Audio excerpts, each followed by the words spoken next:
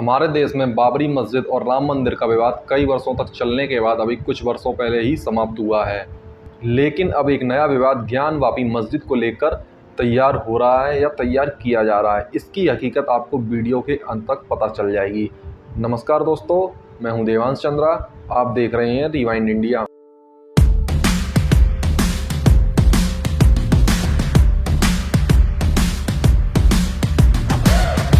ज्ञानवापी के इतिहास को लेकर हिंदुओं तथा मुसलमानों में काफी अलग अलग पक्ष बटे हुए हैं। मस्जिद के इतिहास को लेकर कहा जाता है कि 1193-94 में कन्नौज के राजा जयचंद को हराकर कुतुबुद्दीन ऐबक ने मूल मंदिर को उखाड़कर इसके स्थान पर रजिया मस्जिद का निर्माण किया था।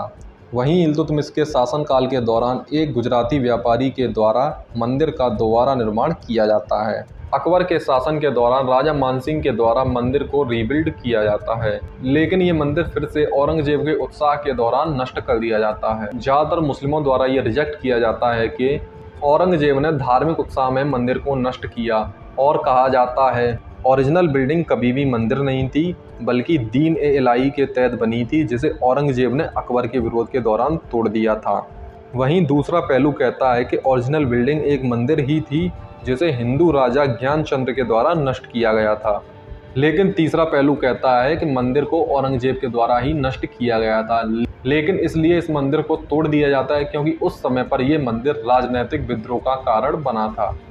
इन तीन थ्योरी के अलावा एक और तर्क दिया जाता है कि मौलाना अब्दुल सलाम नोमानी कहते हैं कि ज्ञानवापी का निर्माण औरंगजेब से काफ़ी पहले कराया गया था, तथा ज्ञानवापी के एक इमाम द्वारा दावा किया जाता है कि सन 1638 से 39 के समय शाहजहां द्वारा एक मदरसे का निर्माण किया जाता है। इस मदरसे को इमाम ए शरीफत के नाम से जाना जाता है और मंदिर हिंदुओं के सांप्रदायिक दंगों के कारण डिमोलिश कर दिया जाता है।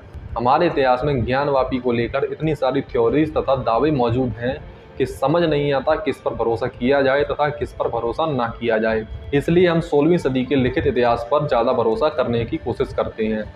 ज्ञानवापी परिसर को लेकर इतिहास हमको बताता है कि शुरुआत से यहाँ पर एक विश्वेश्वर टेम्पल था, जिसका निर्माण 16वीं सदी के अंत में टोडरमल व नारायण भट्ट ने मिलकर कराया था और जहांगीर के करीबी वीर सिंह बुंदेला के द्वारा मंदिर का नवीनीकरण 17वीं शताब्दी के शुरुआत में कराया गया था। मंदिर और स्थल के बारे में सटीक जानकारी का अभाव है, इसलिए आपको जानकारी काफ़ी जगह पर अलग अलग मिल सकती है। सन 1669 के आसपास औरंगजेब के द्वारा आदेश दिया जाता है कि मंदिर को तोड़कर मस्जिद का निर्माण किया जाए। औरंगजेब के आदेश के अनुसार मंदिर को तोड़कर मस्जिद बनाए जाने के बाद मंदिर के बचे हुए हिस्से को प्रांगण के रूप में इस्तेमाल किया गया और जो मस्जिद बनाई गई उस मस्जिद का नाम पास में ही एक कुएं के नाम से लिया गया है, जिसका नाम ज्ञानवाप था। विद्वानों के अनुसार मंदिर को तोड़ा जाना एक धार्मिक कारण से ज़्यादा राजनीतिक कारण था और आज के समय का विवाद भी धार्मिक कम और राजनीतिक ज़्यादा दिखाई पड़ रहा है।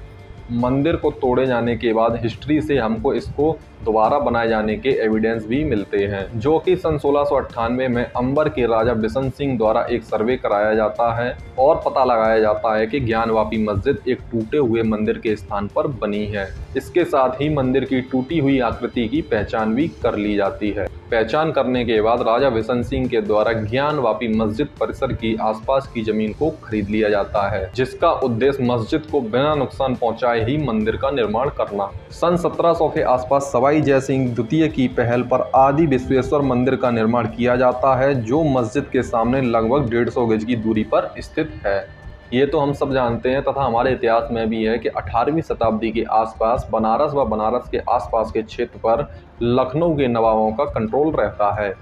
ईस्ट इंडिया कंपनी के भारत में आने और तेजी से विलय की नीतियों से बचने के लिए भारत के ज़्यादातर शासकों ने अपनी मातृभूमि में सांस्कृतिक दावा करने के लिए बनारस में इन्वेस्ट करना शुरू कर दिया था और इसी समय औरंगजेब के अन्याय के खिलाफ मराठा काफ़ी मुखर हो गए थे, जिसमें से नाना फडणवीस ने मस्जिद को तोड़कर मंदिर बनाए जाने का प्रस्ताव रखा।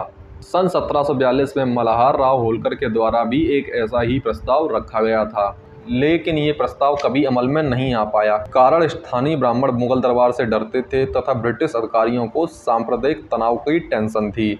18वीं शताब्दी के अंत तक नवाबों का कंट्रोल बनारस क्षेत्र से छूटने लगता है, जिसका असर ये होता है कि मल्हार राव की उत्तराधिकारी तथा बहू ने आज के समय के काशी विश्वनाथ मंदिर का निर्माण कराया, जो ज्ञानवापी मस्जिद के दक्षिण में बना हुआ है।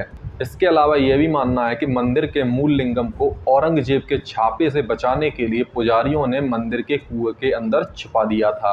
इसके बाद लगभग 100 वर्षों तक हिंदुओं तथा मुसलमानों द्वारा ज्ञानवापी परिसर का समान रूप से प्रयोग किया जाता रहा तथा छोटे छोटे विवाद समय समय पर होते रहे। सन 1828 में दौलत राव सिंधिया की विधवा पत्नी बैजाबाई के द्वारा ज्ञानवापी कुएं के सपोर्ट में एक छत का निर्माण कराया गया। सन 1853 से हिंदुओं और मुसलमानों के द्वारा परिसर के भीतर अपने अपने स्थानों पर अतिक्रमण करने का आरोप लगाया जाता रहा है। इन्हीं आरोपों के चलते सन 1854 में ज्ञानवापी परिसर के अंदर एक नई मूर्ति को स्थापित करने की याचिका को खारिज कर दिया जाता है।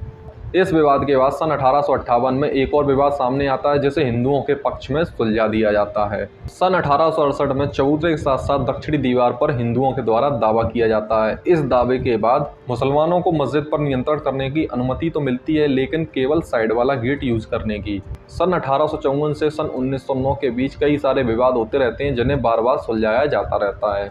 सन 1909 में ब्रिटिश अधिकारी एडविन ग्रीव्स ने ज्ञानवापी परिसर का दौरा किया और पाया कि मस्जिद का प्रयोग ज्यादा नहीं किया जा रहा है। सन 1935 में मुसलमानों को मस्जिद के बाहर नमाज अदा करने से रोका जाता है, जिसके विरोध में मुसलमानों द्वारा पुलिस पर हमला कर दिया जाता है, जिसमें कई सारे अधिकारी भी घायल होते हैं। इस घटना ने एक नए मुकदमे को रास्ता दिया जिसमें मुस्लिम पक्ष के द्वारा पूरे परिसर को मस्जिद का अंग माने जाने की मांग की, जिसे 1937 में लोअर कोर्ट के द्वारा खारिज कर दिया जाता है और सन 1941 में इलाहाबाद हाई कोर्ट भी लोअर कोर्ट के फैसले पर ही कायम रहता है। इससे ये पता चलता है कि ज्ञानवापी मस्जिद का मुकदमा सन 1941 यानी कि देश आज़ाद होने से पहले ही समाप्त कर दिया जाता है। सन 1941 के फैसले के बाद सन 1990 तक सब कुछ ठीक दिखाई पड़ता है, लेकिन सन 1991 में बनारस कोर्ट में एक याचिका दायर की जाती है। इस याचिका में मंदिर के पुजारियों तथा याचिकाकर्ताओं ने ज्ञानवापी परिसर में पूजा अर्चना की मांग की थी और याचिकाकर्ता द्वारा कहा जाता है कि 16वीं सदी के औरंगजेब के ऑर्डर पर मस्जिद को काशी विश्वनाथ मंदिर के टूटे हुए हिस्से पर बनाया गया है। दिसंबर 2019 में बाबरी मस्जिद और राम मंदिर के फैसले के बाद वाराणसी के एक वकील विजय शंकर रस्तोगी ने लोअर कोर्ट में एक याचिका दायर की और कहा कि ज्ञानवापी मस्जिद का निर्माण अवैध है तथा आर्कियोलॉजिकल सर्वे की भी मांग की। इस प्रकार विजय शंकर रस्तोगी की मांग पर ज्ञानवापी मस्जिद का मामला फिर से एक बार जन्म ले लेता है।